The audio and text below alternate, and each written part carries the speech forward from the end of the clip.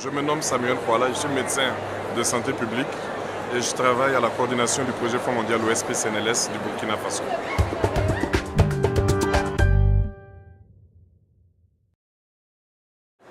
Venant du Burkina Faso, nous sommes venus, d'abord c'est une forte délégation, il y a plusieurs équipes qui ont plusieurs obstacles, mais celui-là précisément parle un peu de l'évaluation de la qualité de la prise en charge des infections opportunistes au Burkina. Et on parlait des années tout à l'heure, c'est quand que ça s'est fait? L'idée a commencé à germer dès le début des traitements ARV au Burkina. Les premiers programmes, c'est à peu près les années 2001-2002, avec plusieurs programmes, notamment MSF et autres. Et on voulait à l'époque évaluer la qualité de la prise en charge des infections opportunistes, mais on n'avait pas de moyens. Il a fallu attendre pratiquement 4-5 ans après pour avoir les ressources du Fonds mondial et commanditer l'étude. Voilà. Et puis finalement, qu'est-ce que ça a donné comme résultat?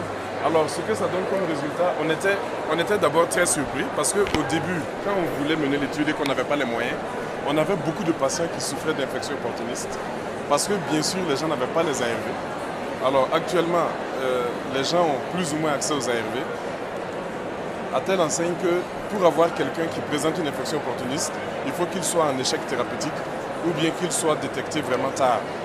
Parce que quand on est sous ARV, en principe 6 mois après, on n'a plus d'infection opportuniste.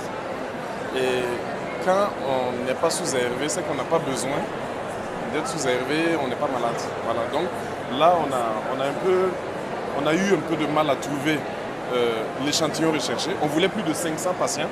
On n'en a eu que 345 sur l'ensemble du pays, dans les différents sites.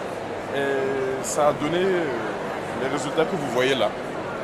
Donc, si vous pouvez nous les résumer, qu'est-ce que ça donne? Alors, ce que ça donne, nous avons d'abord apprécié le système d'expression des besoins en termes de médicaments.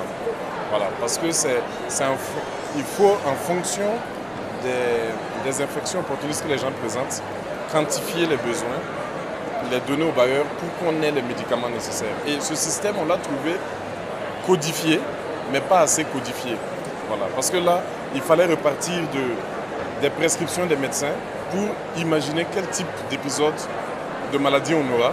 Et là, on prévoit maintenant. Donc, ce n'était pas assez codifié. Mais actuellement, des efforts sont faits et c'est assez mieux codifié actuellement.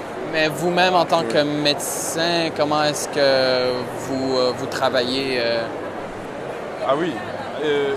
En tant que médecin, le deuxième résultat, justement, en tant que médecin, est très surprenant parce que il y a un document de normes et protocoles qui existe, qui devrait être utilisé pour prescrire les médicaments contre les infections opportunistes. Mais il se trouve que le médicament n'est pas disponible partout, alors que l'État l'a dispatché un peu dans tout le pays. Et là où il est disponible, il n'est pas utilisé à 100%. C'est-à-dire les médecins apparemment préfèrent prescrire sur la base de ce qu'ils connaissent, de ce qu'ils ont appris en fac, de ce qu'ils ont vu eux-mêmes. Cette étude montre en tout cas que appliquer les protocoles à la lettre par les médecins, c'est assez lent. C'est ce que ça nous a montré. Et ce qu'on a remarqué d'autre aussi, c'est les ruptures de stock en médicaments, pas médicaments ARV, mais en médicaments contre les infections opportunistes. Parce que ce sont des médicaments qui soignent d'autres maladies. Donc même si l'État subventionne ces médicaments pour le VIH, ces médicaments, souvent dans les hôpitaux, peuvent être utilisés aussi pour d'autres maladies. Et souvent, on a des ruptures de stock en médicaments contre les infections opportunistes. Et également, un autre problème, c'est la cherté du bilan de suivi.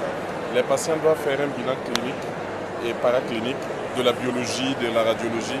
Et c'est assez cher souvent pour le patient. Voilà. Donc, c'est les principales conclusions de cette étude. Est-ce que ces conclusions amènent à des recommandations? Bien sûr, des recommandations. Déjà au niveau de la quantification des besoins, nous avons déjà au niveau du pays amélioré ce système de quantification des besoins.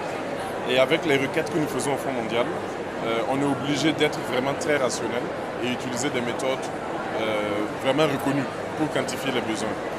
Ensuite, au niveau du document de normes et protocoles, il y a des recommandations parce que c'est un document qui est mis à jour pratiquement tous les 2 ans.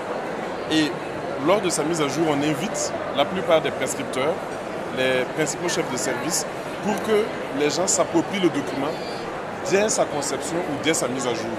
Là, ça va faciliter quand même son utilisation. On évite de donner ça à un petit noyau d'experts qui va maintenant imposer la façon de prescrire à tous les médecins. On implique un grand nombre de médecins pour que les gens se sentent partie prenante de ce document et on espère ainsi améliorer son utilisation. Et l'autre difficulté au niveau de l'accessibilité, les médicaments, on continue le plaidoyer avec les partenaires pour avoir des médicaments. Ça, il y a un problème aussi de pauvreté. Et la cherté du bilan au niveau des patients, je crois que là aussi, il y a la pauvreté des patients d'une manière générale. Mais on essaye avec les programmes qui sont en cours de subventionner le bilan biologique. Là, une réflexion est en cours. On n'a pas encore pris une décision à cet effet. Je vous rappelle que les ARV sont gratuits au Burkina depuis le mois de janvier 2010. Merci beaucoup, M. Koala.